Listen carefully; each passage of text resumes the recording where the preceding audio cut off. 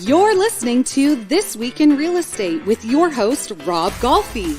Brought to you by the Golfi Team at RE/MAX Escarpment, featuring Conrad Zarini, broker-owner of RE/MAX Escarpment Realty Inc., and Brian Hogben, owner of Mission 35 Mortgages. Let's hear what's going on in real estate this week.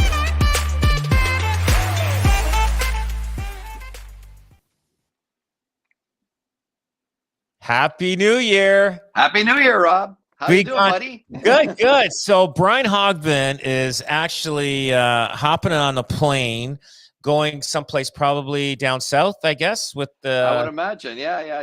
He's a jet-setting mortgage broker, so That's it. Chances are he doesn't have any... The luggage is not on the same plane as he's on. So he goes private though, so don't worry. You know what? I'm wondering if I should switch careers and get into the mortgage business. Oh my God, it's way better. Some of Brian's cars and some of Brian's things that he's doing, and the guy's got a hidden lifestyle that all of a sudden I see little bits and pieces there, but he kind of hides his lifestyle. But I think that guy is a billionaire and we don't know it. I know. He's the Grant Cardone of mortgages. That's it. No kidding. So, Conrad, 2023. Yeah. And everybody's setting their goals, whoever sets their goals. Last year was like a blur that went through. To a certain degree. Like it was like crazy in the first quarter, and we kind of got a little bit of our asses a little bit kicked in the second and in the third, and then we kind of understood what's happening in the market in the fourth. But this year, I don't know, everything just it's funny how fast life goes, eh? The older you get, life goes even faster. We're starting to age like dogs. You know how a dog ages? Yeah. I think they shorten the days. As you get older, they shorten the days by a couple of hours every day. Yeah, so, no kidding. Yeah.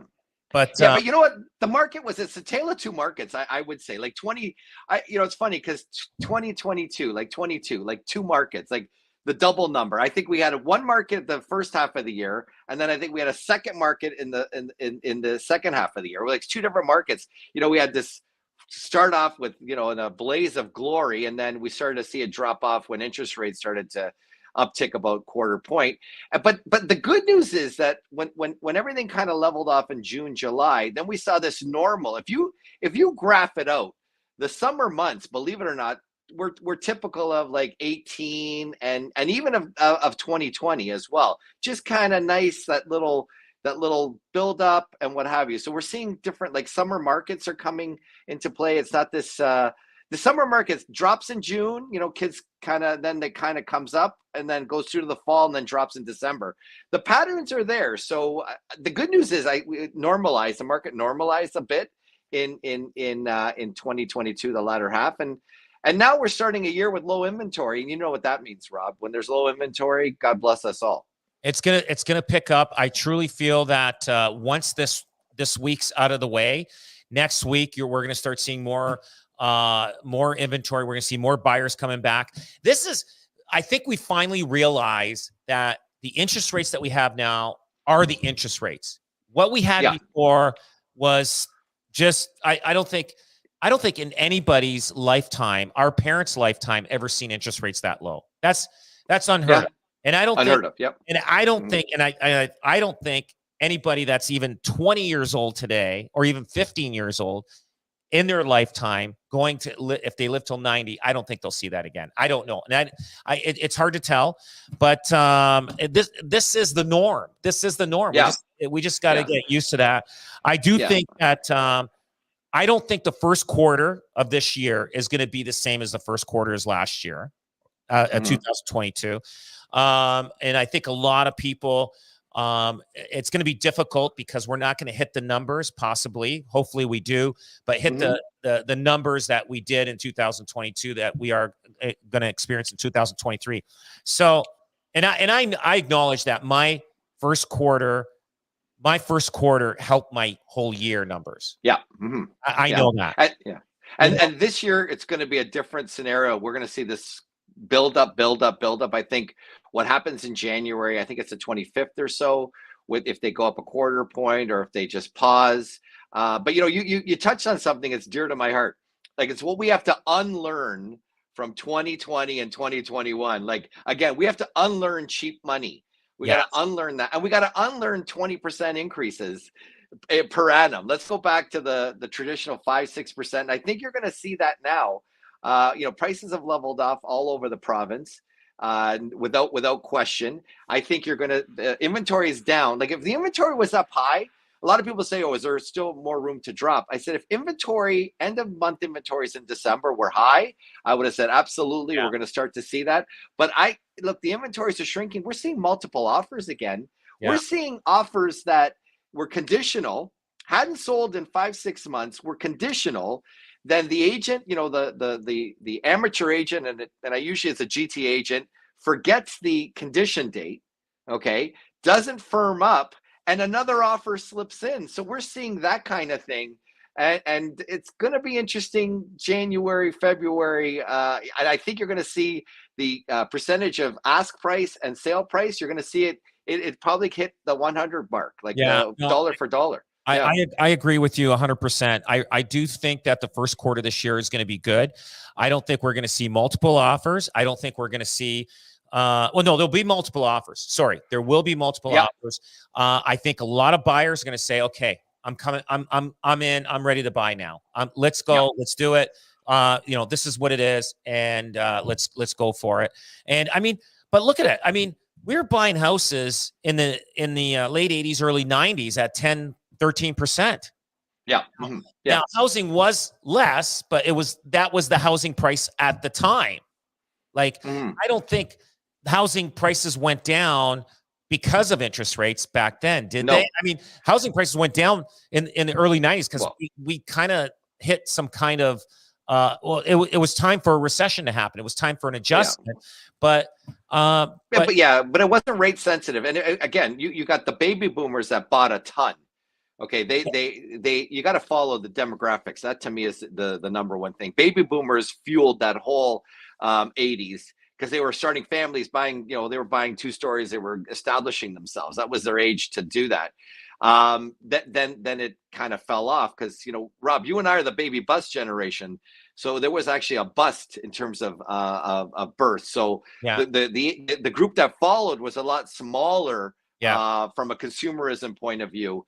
And, we had a lot of things. We had GST came in 91, and we had Bob Ray, and there was a lot of, uncertainty and what have you. But I think you're hitting on something interesting there about mortgage rates and being strategic. And I've talked to some mortgage people just to prepare for this today. I couldn't talk to Brian because unfortunately he's vacationing, but without his luggage. Without his luggage. That's what I was like. He's going to buy a whole new wardrobe. He's amazing. No, but I'm telling you, what the thing is? The biggest trend right now is the two-year rate, which is higher because the banks figured it out. Everybody was going for that 1-year, 2-year. So the banks figured it out. It's rich. It's around 5.5 or so, or something like that. The 2-year 5.5, depending on the bank, could be 5.9. But what's interesting is, and Brian did mention this a few times, you can renew 6 months prior. So that 2-year rate. Yes. So that 2-year rate is only 18 months. Right. You only have to stomach the rate for 18 months. Yes. And then, which is a very, very interesting scenario. Or if you feel aggressive, take the year and you've got like 6 months to really pull the trigger if you start to see rates moving in the right direction. Right. So you can lock in. Yeah. You can lock in at a lower rate if the lower rate is. The banks never tell you that. They never tell you that. No, it's a dirty little secret. They never want to tell you. And I think we're going to be in a 4.5 world. I think long-term rates will be 4.25, and that's going to be really healthy for everybody. Exactly. Here's another thing. Now, I'm not sure you probably read this because I know you read every newspaper that's out there. Now, record number of condos flooding the Toronto market in 2020. Yes. So these are people that bought these condos 3 years ago, 4 years ago. Now the building's going to get finished this year, and people are going to start taking occupancy. And they're thinking that a lot of people aren't going to be able to close because it's not appraising at the number that they purchased it at. Now, what like, do you think developers are going to be hurting? Or do you think they'll end up selling them? Because a lot of these are investors that buy these things, and investors are losing a minimum, probably $700 to $1,000 a month if they're renting these things out, because they don't there's not enough their rent to cover the cost of the condo fees, the mortgage, and everything else. Well, it's even higher. It's even higher. So that article in the Globe and Mail was an eye opener. 32,000 coming on stream. The highest year was 2020 with around 23,000. Now, the other thing is they're averaging around 1,400 and change a square foot. The appraisal, you're not going to see 1,400 and change a square foot appraised. That's number one. The other thing, back in 2020, there was I think it was a loss around $17 a month with the way rates were, 17 or so dollars. Now the loss is, like you said, $800. But that's not including taxes and thing. That's just the interest rate differential. Oh, wow. So you got to add, you could be talking close to $2,000 a month loss. I don't know how many people can sustain that or prepared themselves for that in the short term. So it'll be a very interesting scenario. And I don't even know if they can qualify. Now you got the non-flipping tax. Yeah. Like there's a number of things here that are a factor. Now, the good news is that's really GTA. So it's really going to affect that's going to be in the GTA market. Maybe builders, to answer your question, maybe builders will take them back. They'll rent, they'll do the renting. But what I fear too, in the rental market in Toronto, when these units come on stream and these guys have to rent them and it's competitive, the rents in Toronto, I believe rents in Toronto will drop dramatically because of volume. But we're very isolated here. We don't have that kind of thing. We have pre-con, which we're a very balanced market here. Yeah. We, dribs and drabs of pre-con, not too much entering the market and stuff like that. So we'll be okay. Rental rates will be fine here, but it's gonna affect condo rental rates for sure. I could see a lot of people being in trouble, and a lot of people got caught up into buying these condos. And they probably don't even qualify to buy it. They're thinking that they can reassign them before they take possession. And I guarantee it, there's a whole whack of those people in there. And they're going, the banks aren't lending these guys money, but they had enough money to put a down payment on it or a deposit on the condo. Now it's coming up. Nobody's going to want those unless they want to lose their deposit. But they're probably even worth less than what their deposit they have into it. Like what kind of a deposit are developers looking for now? Like, at the time, it was definitely 20%. Some condo developers did 25, depending if it was a higher end or luxury condo. But yeah, so they're got 20%. Very few times they do like this. They want to do a sell off for a month. They'll do this 5% down or whatever. Like once they get to their 80, they can play with it, 15% down. But I'm going to tell you something. No, and in this case here, everyone they got exactly what they wanted. They wanted their 20% down. They got it in Toronto, and that's what's happened. Okay. So they're all sitting with big deposits, which will help them. Well, it will help the builders if these guys walk away and it's only 20% walk away. If it's 30 to 40% walk away, then it's going to be an interesting scenario. Oh, yeah. No kidding. Too many things. Too many things. Crazy stuff. So what else you got planned for 2023? What's the big... you know what? To me, I've got a decent travel schedule, not for like business travel, and I'm doing a lot of education all over Europe, and actually this weekend I'm doing I'm in Vancouver. I'm speaking at a conference Monday in Vancouver, and then I'm doing Romania, and we're looking at Turkey, Greece, another bunch of European countries. So it's spreading the good word, and again, we've got some great technology coming into play in this year. We've got dutyagent.com that we've been beta testing, which is a really cool way to communicate with agents virtually and connections, and Real iBuyer that you and I've talked about, a way to get cash in your pocket, something that you've been a pioneer on in terms of the guaranteeing people's sales and things like that. We've got a similar type thing like that. So we took a lot of cues from what you've done, Rob, and you've really trailblazed and done some innovative things. So yeah, we're getting into more into AI technology. Like we're grasping it and embracing it. And I can't, you saw what Chat GTP or whatever. You see this technology? There's another program. We're grasping that. And there's another program that we're getting on with about AI technology from the U.S. Again, the U.S., they're so far advanced. These guys, when they take something, they go forward.